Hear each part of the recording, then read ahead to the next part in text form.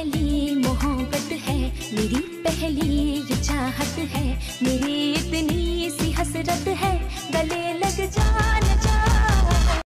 তে মা আমার চাচ্চুকে দেখে জাঙ্কুককে ছেড়ে চাচ্চুর কাছে গেল। চাচ্চুর বুকে মাথা রেখে ঝরঝর করে কেঁদে দিল। অভিযোগ করলো, ওরা আমাকে খুব মেরেছে চাচ্চু। লিমিনহো তেকে আগলে নিয়ে কপালে চুমু দিলেন। কিছু মুহূর্ত আগেও মনে হয়েছিল আর এই কলিজাটাকে দেখা হবে না। মা আমরা ওদের শাস্তি দেব, তুমি ঠিক আছো তো? হ্যাঁ, একে একে সব ভাইয়েরা একমাত্র বোনকে আগলে নিল, আদর দিল অসংখ্য। সুবিন বোনকে জড়িয়ে ধরে শব্দ করে কেঁদে দিয়েছে। তাদের নিজেদের বোন নেই, এই মেয়েটাকে রক্ত আত্মার মায়ের পেটের বোন বলে মেনে আসে। সকল আবদার তো তারাই পূরণ করে। আয়ু বেগম যেন মেয়েকে পেয়ে আসমান পেলেন। জিন ন্যান্সি তেকে অসংখ্য আদর দিলেন। দুইজন তেকে তাদের নিজের মেয়ের মতনই মানুষ করেছে। শুধু কি জন্ম দিলেই মা হওয়া যায়? জীবন বাড়ির সকলের তেজ স্বাভাবিক আচরণ দেখে আশ্চর্য হয়। তারা প্রথমে মনে করেছিল যে এই চঞ্চল মেয়েটা এই দুর্বিষহ ঘটনার পর নিজেকে গুটিয়ে নেবে। বাড়ির সকলে আরো বেশি আশ্চর্য হয়েছে তের কথা শুনে। তার কথা ছিল, আমি নিজেকে কেন গুটিয়ে নেব? আমি নিজে ইচ্ছেতে কি ওখানে গিয়েছিলাম? আমার সাথে কি কিছু খারাপ হয়েছে? এসবের কোনো কিছুই হয়নি আমার সাথে। তবে আমি কেন নিজেকে দুর্বল মনে করে সকলকে কথা বলার সুযোগ করে দেব? আর তোমরা আমার পরিবার, আমার পাশে আছো আমার ঢাল হয়ে, এতেই আমার জন্য যথেষ্ট, আর কিছু লাগবে না। সেদিনের পর মাঝে চলে গেছে বেশ কয়েকদিন। তে বেশ হাসি খুশি হয়ে বেড়ায়, সবসময় যেমনটি থাকতো। ভোর 6টা, আজ শুক্রবার। বসার ঘরে বসে আছেন জিওন নামজুন ও লিমিনহো। দুই ভাই নিজেদের মধ্যে কিছু কথা সেরে নিয়ে আয়ু বেগমকে বললেন জেহব, সুবিন আর ইয়নহোকে ডেকে আনতে। কিছু কথা বলবেন চাচ্চুরা। কথা অনুযায়ী তিন ভাইকে ডাকা হয়েছে। জিসু ইয়নজুন রান্নাঘরেই ছিল, চা কফি বানাচ্ছিল। একটু পর জেহব আর সুবিন নেমে এলো ফ্রেশ হয়ে, বাবাদের সামনের সোফায় বসলো। লিমিনহো তিন যাকেও এসে বসতে বললেন। সকলে ভ্রু কুচকে আছে, কেউ কিছুই বুঝছে না আসলে এখানে কি বলা হবে। ইয়নহো দুলতে দুলতে ঘর থেকে তাড়াহুড়া করে নেমে এলো।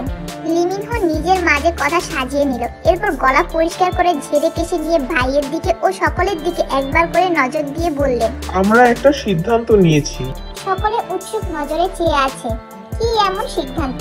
লিমিনহো ভাইয়ের দিকে আবার তাকালেন। তিনি আশ্বাস দিলেন, এরপর বললেন, সিদ্ধান্ত নিয়েছি জাংকুক আর তের বিয়ে দেব। কথাটা সেখানে সকলের কান অব্দি শ্রবণ হতেই বড়সড় বজ্রপাত ঘটল।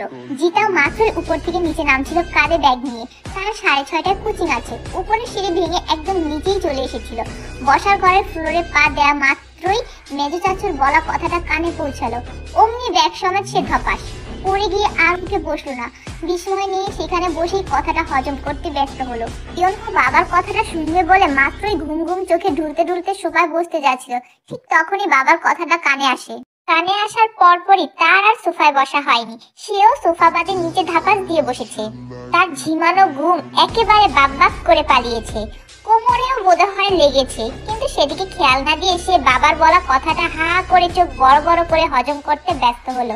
যেহব মাত্রই যিশুর হাতে কফি নিয়ে কফিতে চুমুক দিয়েছিল, কিন্তু চাচ্চুর বলা কথাটা শ্রবণ হতেই সেটা আর গলা দিয়ে নামেনি, ফুরুত করে বেরিয়ে গেছে। মুখে চোখে কফির প্লেট নিয়ে কথাটা হজম করতে লাগলো। ইয়নজনের হাতে গরম কফি ছিল। বেচারা সুবিনের হাতে দিতে যাচ্ছিল, কিন্তু সেটা আর দেয়া হয়নি। ইয়নজন শ্বশুরের কথাটা কানে আসতেই সুবিনের হাতে কফি দিতে গিয়ে তার কোলের উপর ফেলেছে।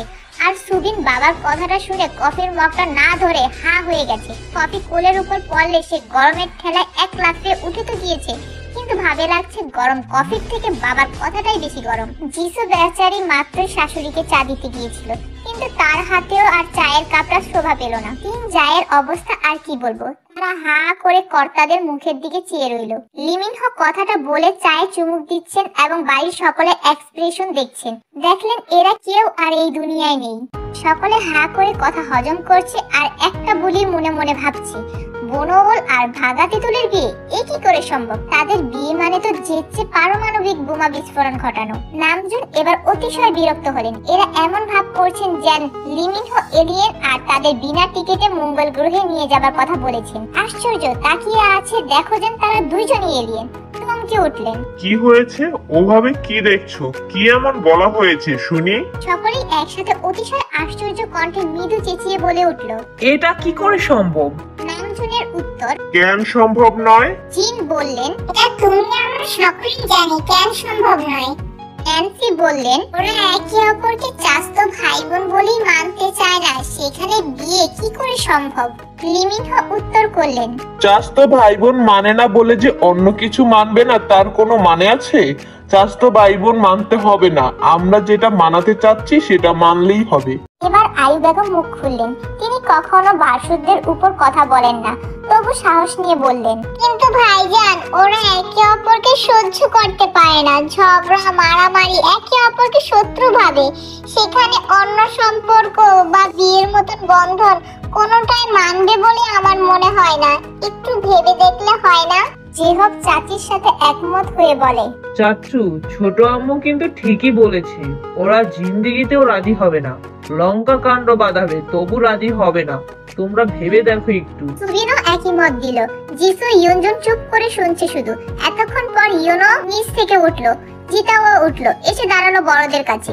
ইয়নহো বলল, বাবা, ওরা এই কথা শুনলে এখানে তৃতীয় বিশ্বযুদ্ধ বাঁধাবে, তবু এই সম্পর্ক মানবে না। লিমিনহো এবার রেগে গেলেন সকলের এক কথা শুনে। তিনি রেগে বললেন, তোমাদের কে বলেছে ওরা সম্পর্ক মানবে না, একে অপরকে সহ্য করতে পারবে না? ওরা যেমনটা দেখায় তেমনটা ওরা নয়, যেটা দেখায় সেটা ওদের স্বভাব, অভ্যাস, ছোট থেকে করে আসছে বলে স্বভাবের দোষ হয়ে গেছে। সেদিন ওখানে তো তোমরা সকলে উপস্থিত ছিলে, সবটা দেখেছো। বিপদে দুইজন দুইজনকে ঢাল মনে করে। ভবিষ্যতে আমরা না থাকলেও ওরা দায়িত্ববোধ থেকে, সম্পর্কের জোর থেকে কখনো সরবে না। দুজন দুজনের জন্য ভরসা ডাল হয়ে থাকবে। লিমিনহো আবার বললেন, তাছাড়া আমরা এই সিদ্ধান্ত এই জন্য নিয়েছি যে আমাদের মেয়ে আমরা কোথাও দেব না, নিজেদের কাছেই রেখে দেব। আর মেয়েকে তো বিয়ে দিতেই হবে, আজ হোক আর কাল হোক। তো সেই বিয়ে যদি আমাদের ঘরের ছেলের সাথে দিই, ক্ষতি কি? বাড়ির সবাই লিমিনহোর কথা মনোযোগ দিয়ে শুনছে এবং ভালোভাবে বুঝতে পারছে। সকলের গভীর ভাবনায় আরেম বলে ওঠে, তোমরা কখনো এটা খেয়াল করে দেখেছো যে ওরা নিজেরা ঝগড়া করে কিন্তু কখনো কথা বলা বন্ধ করে না, কিংবা রাগ করে থাকে না? যাই করুক না কেন, কখনো একে অপরের সাথে একদিনের জন্য কথা বলা বন্ধ রাখে না। এই থেকেই বোঝা যায় ওরা কখনো নিজেদের ছাড়বে না। বিয়ের বন্ধনে আটকা পড়লে সব ঠিক হয়ে যাবে। এছাড়া তে আমাদের মৃত ভাইয়ের আমানত, ও নেই তাই তে আমাদের আমানত। আমি চেয়েছি ছোট ভাইয়ের একমাত্র মেয়েটাকে নিজের কাছে ছেলে বউ করে রাখতে, কিন্তু ওদের অবস্থা দেখে আগাতে পারিনি। কিন্তু কাল রাতে লিমিনহো বলাতে সাপোর্ট পেয়েছি, এজন্য আগাতে পারছি। এখন তোমাদের মতামত দাও। জিন বেশ অবাক হয়েছে আরেমের কথা শুনে। তিনি তো খুনাক্ষরেও টের পাননি। জিন বেগমের ভাবনার মাঝে আরেম আবার তিন যাকে উদ্দেশ্য করে বলল, তোমাদের এতে কোনো আপত্তি আছে? সবাই রাজি হলো এবং সম্মতি জানালো। এখন দেখা যাক গল্পের নায়ক নায়িকারা তাদের বিয়ের কথা শুনে কি রিয়াকশন দেয়। সকাল 10টা। জাংকুক ঘন্টাখানেক আগে উঠে খাওয়া দাওয়া করে বসেছে, কারণ বাড়ির বড়দের আদেশ। কি জানি কথা বলবে তাদের জানা নেই, তাই বসে আছে। এখন একে একে সকলে এসে বসেছে তাদের সাথে, শুধু বাড়ির দুই কর্তা সেখানে নেই। জাংকুক আর তের বোধগম্য হচ্ছে না সকলের অস্বাভাবিক ব্যবহার। কেমন জানি সকলের নজর এত ভক্তি বা কেন করছে। হঠাৎ দুজনই মনে মনে ভাবলো, অতি ভক্তি চোরের লক্ষণ। জিন বসে থাকা দুই প্রান্তের দুই হামশেফাইকে দেখে নিলেন। দুইজনে কথাটা শুনে না আবার চুলোচুলি করে ভেবে দীর্ঘশ্বাস ফেললেন। এরপর সকলের দিকে নজর দিলেন। সকলেই ভয়ে ভয়ে আছে। তিনিও নিজেকে সামলে কথাগুলো সাজিয়ে জাংকুকের কাছে বসে বললেন, আব্বু, আম্মু বলো। আমি এখন যা বলবো মন দিয়ে শুনবি দুইজন, হ্যাঁ? আগেই কোনো রিয়াকশন দিবি না। ভ্রু কুঁচকে গেল দুজনের। জাংকুক বলল, কি বলবে আম্মু বলো তো, যে এমন ফর্মালিটি করছো? তেও একই কথা বলল। এর পাশে আয়ু বেগম বসে আছেন। জিন বললেন, তোদের বিয়ে। কথাটা জাংকুক আর তের কানে গেল, কিন্তু আগামাথা কিছুই বুঝলো না। গভীর দৃষ্টি দিয়ে জিন বেগমের দিকে চেয়ে আছে জাংকুক। চোখ মুখ কুঁচকে তে বলল, কাদের বিয়ে? তোদের। কি তোদের তোদের লাগিয়ে রাখলে? এই তোদেরটা কাদের? কিছুটা বিরক্ত ঝরা কথা তার। জিন ছেলের দিকে চেয়ে থেকে ছেলের হাতের উপর হাত রাখলেন, বললেন, তোর আর তের। দুইজনের কেউ কথাটা তৎক্ষণাৎ মস্তিষ্কে ধারণ করতে পারলো না। কিছুক্ষণ তাকিয়ে থেকে বোঝার চেষ্টা করলো ঠিক কি বলল জিন বেগম। এরপর যখনই দুজনের মস্তিষ্কে কথাটা ধারণ করতে পারলো, তখনই বিস্ফোরণ হলো। দুজনে একে অপরের দিকে বিদ্যুৎ বেগে তাকালো। এমন একটা এক্সপ্রেশন দিল তাতে জীবন বাড়ি আর জায়গা থাকতে চাইলো না। কারণ এই দুইজনের জ্বালায় ঘর পর্যন্ত কেঁপে উঠেছে। দুইজনে একসাথে বলে উঠলো, তোমরা কি পাগল? এই বনওয়ালকে বিয়ে, তাও আবার আমি বিয়ে করব এর মতো বনওয়ালকে? Like seriously?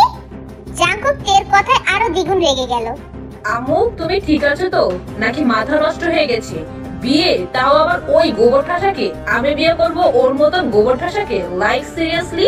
কে বললো ওই বনওয়ালকে আমি করব বিয়ে? কখনো না। ওর মতন বনওয়ালকে বিয়ে করাচ্ছে আজীবন বনওয়ালকে মৃত্যুবরণ করা ঢের গুণ ভালো।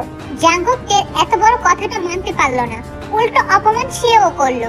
গোবর ঠাসাকে বিয়ে? অসম্ভব। ওর মতন গোবর ঠাসাকে বিয়ে করার থেকে রাস্তার পাগলকে বিয়ে করা শতগুণে ভালো। কেউ এই অপমান নিতে পারলো না। তেরে মেরে এগিয়ে এসে হাত তুলে মুখ ঝাঁকিয়ে চেঁচিয়ে উঠে বলল, এই বনওয়াল, তোকে বিয়ে করার জন্য আমি মরে যাচ্ছি? আমি যেন তোকে বিয়ে করার জন্য মরে যাচ্ছি? ব্যঙ্গ করে মুখ ঝামকিয়ে জাঙ্কুক অনুরূপ উত্তর দিল। দুজনের সমান তালে চলছে। বাড়ির সকলে হতবাক বিস্ময় নিয়ে একবার তের দিকে একবার জাঙ্কুকের দিকে তাকাচ্ছে। বলল, তোর মতো বনওয়ালের সাথে বিয়ে করার থেকে জঙ্গলে গিয়ে বনওয়াল খেয়ে জীবন দেব, তাও আফসোস হবে না, বুঝলি? জাঙ্কুক বাঘের ন্যায় গর্জন করে উঠল। রাগে তার শরীর কাঁপছে। এক থাবায় যেন তাকে শিকার করবে এমনটা ভাব। আজীবন তো আমার লেজ ধরে পার করলি, এমনকি দুনিয়াতেও আমার লেজ ধরে এসেছিস, আবার আফসোস দেখাচ্ছিস? তোকে বিয়ে করা মানে যে কচু গাছে দড়ি দেয়া, বুঝলি? আরে রাখ তো তোর এক গীত আর গাইস না, কান পচে গেছে। তোরে বিয়ে করার জন্য নিচে খাড়া হইনি আমি, তাই বড় বড় লেকচার মারা বন্ধ কর।